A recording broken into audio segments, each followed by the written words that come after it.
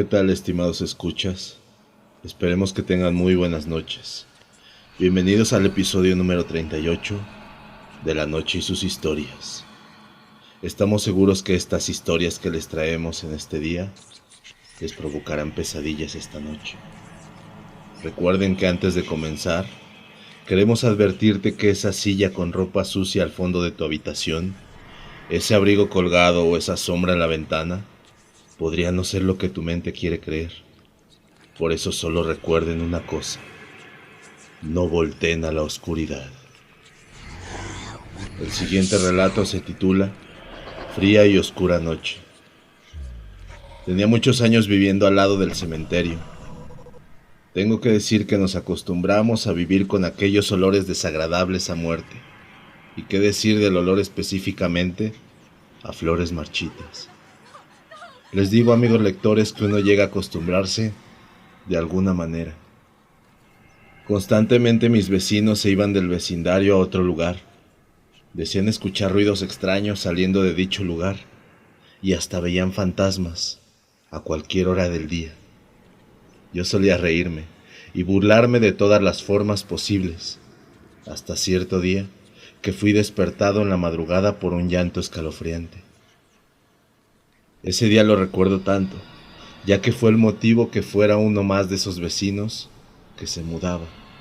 Aquella noche traspasó cualquier límite en mí, donde conocí por primera vez el miedo, o mejor dicho, el terror, pasando por mis venas. Fue una noche de invierno. Pasada la medianoche me asomé por la ventana de mi habitación. La misma daba vista al mismísimo cementerio. Acostumbrado me asomé al escuchar un llanto escalofriante que salía de ahí. Recuerdo encender un cigarrillo mientras buscaba algo de lógica a esta situación que me tenía algo incómodo. Enseguida noté una pequeña, de unos 10 años, que me estaba observando. Me pregunté a mí mismo qué hacía aquella niña en el cementerio, a altas horas de la noche. Nunca pasó por mi mente que fuera un fantasma o algo parecido.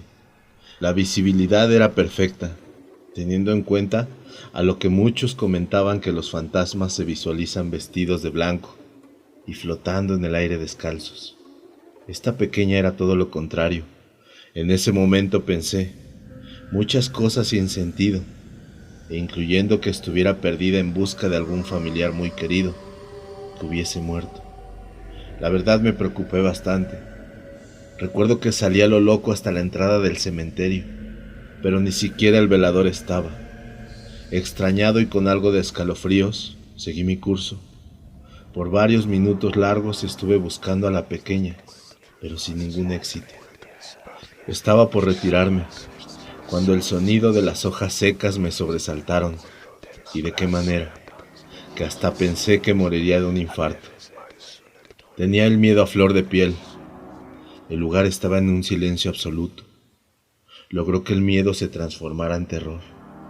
Pude darme cuenta de inmediato que ni las hojas de los árboles tenían movimiento. La sensación por completo a muerte me invadió a gran escala al darme cuenta que yacía en el centro del Campo Santo. A pesar de vivir al lado, no es lo mismo que estar a altas horas de la noche en el mismo. Mucha tranquilidad, pero la cual te lleva al desespero, de entrar a un terror tan profundo, logrando perder por completo la noción del tiempo. La noche pasaba, sobre todo mi cuerpo.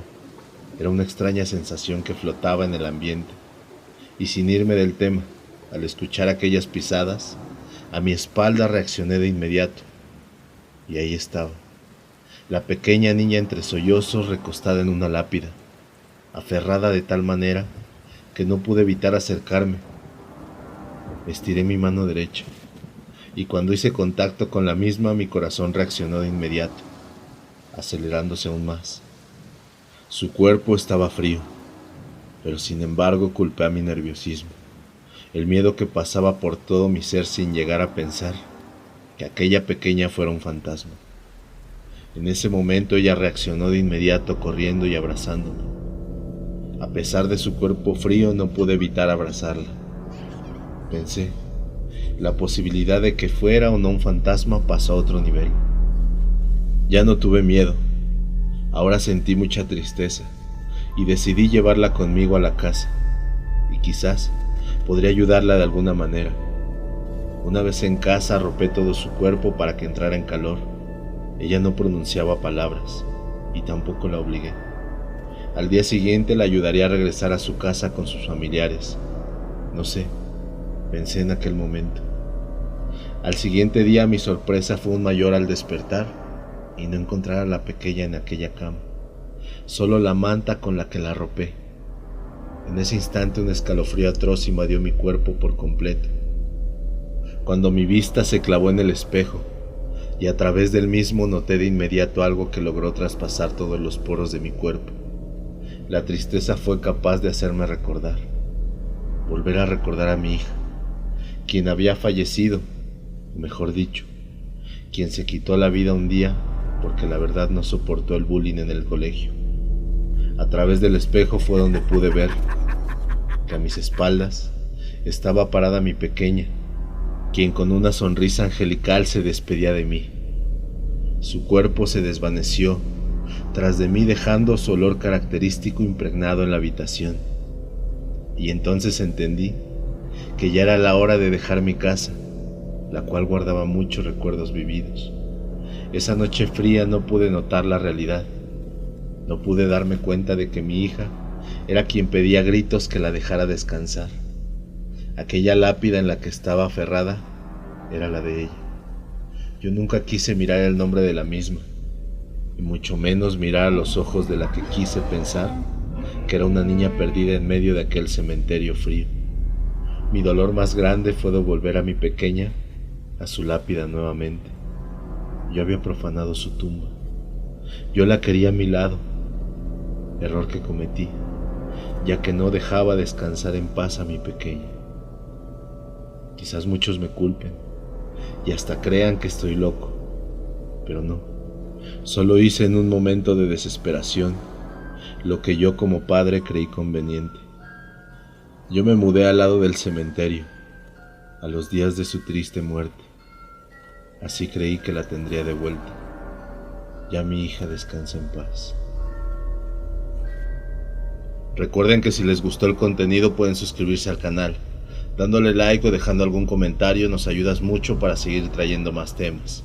Nos pueden seguir en nuestras redes sociales como La Noche y sus historias.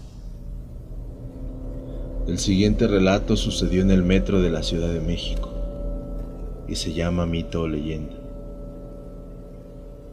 El metro de la Ciudad de México cuenta con un gran número de historias paranormales y leyendas narradas por los mismos usuarios del sistema de transporte colectivo a través del tiempo. Sin embargo, una de las más reconocidas y que se mantiene vigente hasta la actualidad es la de la mujer sonriente, que aterra a los pasajeros en distintas líneas. No son pocos los usuarios que afirman haberse topado con una misteriosa mujer en varias líneas del metro de la Ciudad de México a altas horas de la noche, causándoles una enorme sensación de miedo e incomodidad a quienes logran percatarse de la enigmática y siniestra sonrisa que le muestra a los desafortunados pasajeros que la encuentran. La mayoría de las personas que la han visto aseguran que suele aparecer en los vagones que se encuentran más vacíos, en los últimos viajes, antes de que el sistema de transporte colectivo de la capital mexicana deje de prestar su servicio, aunque todos coinciden de que su comportamiento es sumamente extraño y perturbador. Algunos de los usuarios que han relatado sus encuentros con la misteriosa mujer sonriente del metro de la Ciudad de México la describen como alguien que viste una falda sumamente larga, misma que les impide poder ver los pies, lo que hace parecer que se mueve como si estuviera flotando a través de los vagones del tren. Sin embargo, quienes cuentan haberla visto enfatizan en dos rasgos muy característicos de la intrigante mujer. El primero de ellos son sus ojos enormes, casi desorbitados, con los que paraliza de miedo a los usuarios. Y el segundo es su maliciosa sonrisa, que aterra a todos aquellos que consiguen observarla de frente. Hasta el momento, los pasajeros que se han topado con la mujer sonriente del metro no consiguen afirmar si se trata de una persona que padece de sus facultades mentales o de alguna presencia inexplicable. Pero el terror y la incomodidad que infunde son suficientes para desear no volverla a encontrar en su trayecto cotidiano. El siguiente relato lo comparte Dayana López y lo titula Universo Desconocido. Les contaré algo que me pasó cuando tenía como 8 años. Mi familia es de un pueblito muy pequeño, donde no hay mucho trabajo y las personas se van a vivir a las ciudades. Quedan casas y terrenos solos.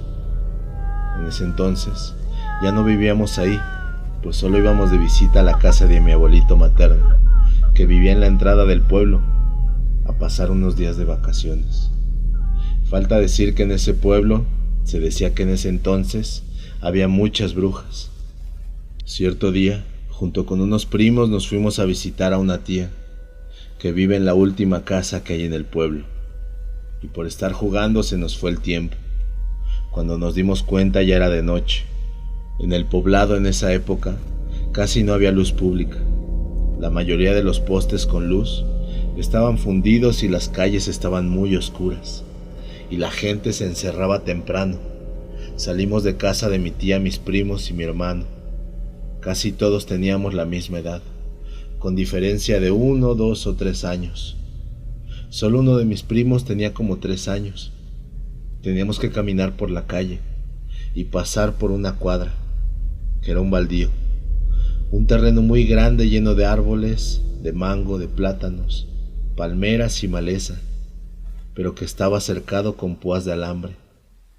Al ir por la calle adentro del baldío, se empezó a escuchar mucho viento, que se escuchaba como silbaba, ruidos raros como de animales, graznidos, y hasta como aullidos que nos daban mucho miedo.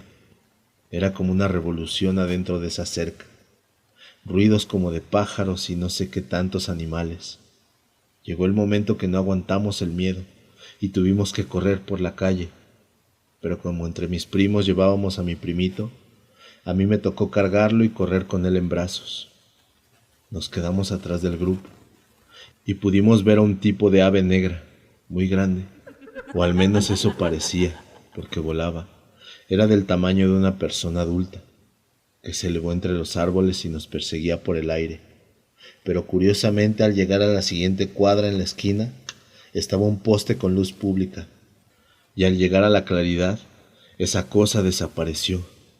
Lo más curioso es que en esa esquina vivía mi abuelita paterna y mi bisabuela paterna, que en alguna ocasión escuché que decían que ella practicaba la brujería.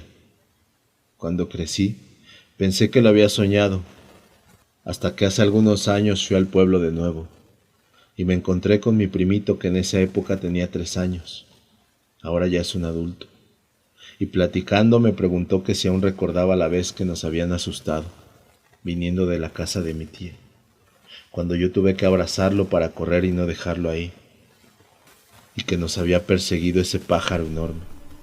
Era tan pequeño, pero fue tan traumático que se le grabó. Esa historia fue de hace 33 años. Luego les platicaré otras. Son del mismo pueblito de mi niñez. Ahorita ya es un pueblo tranquilo. Creo que las brujas ya murieron. La siguiente historia la comparte Diego Mictlán. Hace unos años, cuando visitaba a mi abuelita en su casa, me daba mucho miedo quedarme con ella. Me daba horror su altar, que se encontraba en un pasillo de la sala.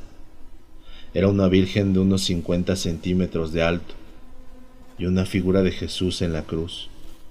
Además había varias figuras de vírgenes más pequeñas. El miedo de verlas en la noche, cuando las veladoras iluminaban, hacían que estas figuras tomaran aspectos muy aterradores. En esa ocasión mi abuelita se puso mal de salud y tuvimos que salir esa misma noche a su casa. Íbamos en el carro. Comenzaba a llover. De milagro pudimos llegar, ya que se encontraba en un pueblo que está a las orillas de la ciudad. Llegamos a la casa de mi abuelita, Ella se encontraba en cama. Se había golpeado con algo, pero no me dejaron verla. Todavía tenía rastros de líquido rojo que brotaba de su cabeza. Mi mamá rápido le hizo unas curaciones.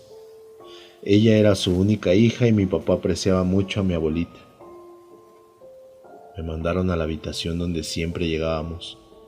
Pasaba la noche y estaba cayendo una tormenta. Los relámpagos iluminaban la casa. Tenía ganas de ir al baño, pero no quería ir. Me daba miedo salir y ver ese altar que les comento. Pero mi vejiga no soportó más y tuve que salir. Caminé rápido cuando estaba enfrente del altar y de repente un relámpago iluminó. Vi claramente cómo el Cristo giró la cabeza y me observó. Fueron unos segundos, hasta cuando el relámpago dejó de iluminar el Cristo, regresó a su posición original. No podré negarlo. Grité tan fuerte que mis papás salieron corriendo del cuarto de mi abuelita. Les dije que el Cristo había girado la cabeza, pero al voltear el Cristo no estaba colgado en la pared. Mi mamá, con voz baja, me dijo: tu abuela se golpeó con él en la cabeza, por eso no está en el altar. Deja de pensar en esas tonterías. Fui al baño y no salí en toda la noche. No pude dormir en pensar que imaginé o si realmente vi la figura en el altar. No puedo olvidar cómo vi esa figura volteando y mirándome fijamente. En la mañana, la figura estaba en la cocina, hecha pedazos. Si desean compartir alguna narración, una anécdota o algo relacionado con lo sobrenatural, pueden escribirnos a lanocheysushistorias@gmail.com. Esperemos hayan disfrutado de este episodio. Muy buenas noches y recuerden una cosa: no volteen a la oscuridad.